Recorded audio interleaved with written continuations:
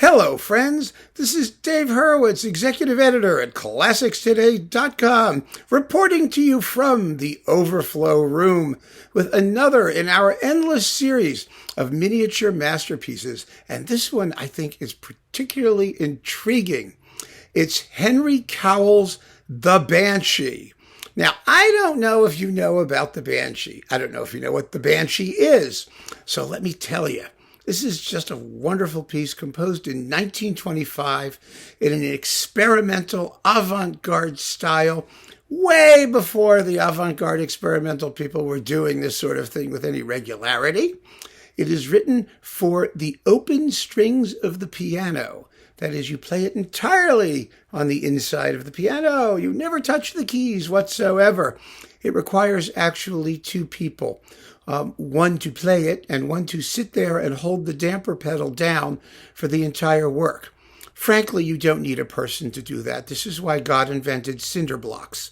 And so you can do it with one person, I think, rather easily. But in any case, what is a banshee? Well, a banshee, B-A-N-S-H-E-E, is a female spirit that supposedly portends the death of a loved one by screaming and moaning and wailing and generally making creepy noises. And that's exactly what this piece does. In 1925, playing a piece of music entirely on the inside of the piano was quite the radical thing to do. And I heard about it, believe it or not, and this is why I think it's kind of so interesting. It's a trip down memory lane for me. Back in the day when they taught music in public schools, this was on the curriculum. There was a series of books called Making Music Your Own. Do any of you remember those? And then there were some other ones too. I don't think this was in that one, in that series. There was another book. I forget what it was called.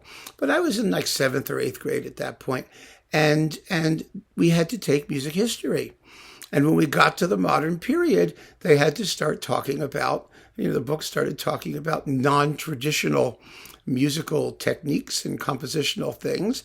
And the example, there was only one, and it had to be 2 minutes long or less, or actually some performances are longer. We'll get into that in a minute.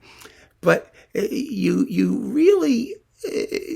really was quite remarkable that this was the piece that they used. But like I said, it had to be short because the attention span of us kids sitting at our desks was not going to be all that, shall we say, focused. And in addition, music was not considered a serious course for most people. It was for me. I thought it was fascinating. But most people considered it an opportunity to just sort of horse around and ignore whatever was going on. And our music teacher he was slightly flaky, and he clearly hated children, and he clearly hated teaching music. What he liked was, directing the choir or playing the piano or, doing musical things. But the kind of stuff where you have to teach something, it wasn't his forte. So he was always kind of relieved when he can drop the needle on something and get us to shut up for a few minutes. And I will say, the Banshee kept everybody hypnotized, completely mesmerized and spellbound. And it's as avant-garde as it comes. It's completely atonal. Obviously, it's a texture and sound sculpture kind of piece. And Henry Cowell, Henry Cowell. I mean, aside from being famous for spending time in prison on a morals charge at some point in his life, was a fascinating, fascinating composer. He's horribly neglected, incredibly prolific. He wrote tons and tons of music. He was known as a wild experimentalist, witness the Banshee, at the beginning of his career. But afterwards, he incorporated all of that fabulous textural stuff and wonderful sonic discoveries that he developed into rather nice, normal, enjoyable music. And it's a tragedy that more of it doesn't get performed. There's so many composers like that. It's just such a pity. It's not even getting recorded all that often, and it really deserves to be. It's fabulous. In fact, there's a new recording of his Variations for Orchestra on Undine that I'm going to be talking about shortly. Or if you're watching this in the year 2762, I already have talked about it, so you can take a look at that video. But it really is extraordinary music, and the Banshee is just marvelous. Absolutely marvelous. And here it is, performed by the chamber group Continuum on Naxos. They have 2 discs of Henry Cowell pieces for various forces. And this is on one of them. And I was so thrilled to see it. There are also a whole pile of performances on YouTube, video performances, which you can go and watch. And you should see it. It's really, really, really cool. And without doubt, a miniature masterpiece. Here it is.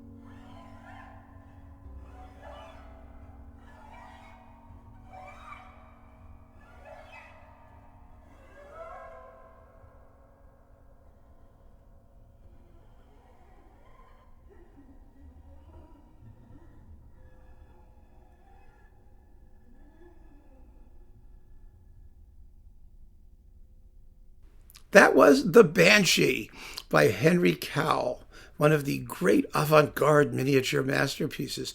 Now, that was a very quick performance of it. You know, one of the reasons I chose it was because it fits within our 2-minute parameters very, very well. It's hard to say whether slower is better in this kind of music because, like I said, it's all texture, as you heard yourself.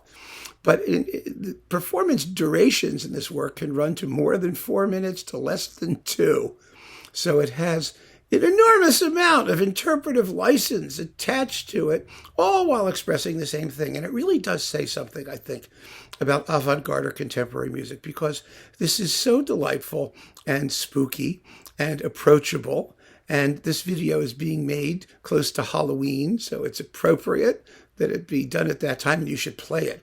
You should have it piping out of your house and speakers when the kids come around trick-or-treating. I mean, it's really good in the dark. But, you know, one of the things that fascinates me about this piece is that it tells us that, you know, the fact that something may be atonal or avant-garde or whatever has nothing to do with its listenability or its approachability or its enjoyable quotient.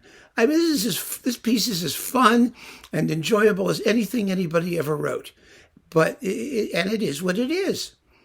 It's the honesty, I think, the honesty of expression that allows a composer to get away with doing avant-garde things. When the music is true to itself, then I think there isn't any issue of either audience acceptance or expression. You tell someone what it is, you play it, and it is what you say it is. That's why it works. And I had a conversation, there's a digression before we go, with a contemporary composer who shall remain nameless, whose music I dislike pretty much. It's actually rather listenable. And he had some piece that he was talking about on a new release that had this very pretentious Latin title. And I said to him, why do you give it a pretentious Latin title? Why don't you just call it what it is in English? So the people who are watching it know what it is. Why are you trying to impress them with how smart you are, rather than letting the music simply speak for itself and being direct about what your intentions are? Everyone will be happy. I mean, some people may like it more than others, but no one can claim that it's not an honest piece of music. The Banshee tells us that an honest piece of music has nothing to fear, no matter what style the composer adopts or how technically difficult the idiom might be. Try it on your friends and see if I'm not right.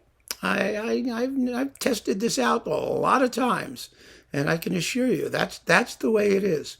So it's a wonderful piece in itself and a fabulous piece for what it can tell us about the difference between the people who really know what they're doing and the people who are just sort of,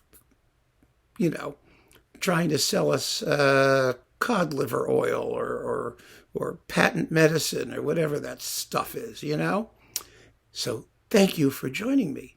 Keep on listening to your banshees and other spooks and spirits. Take care.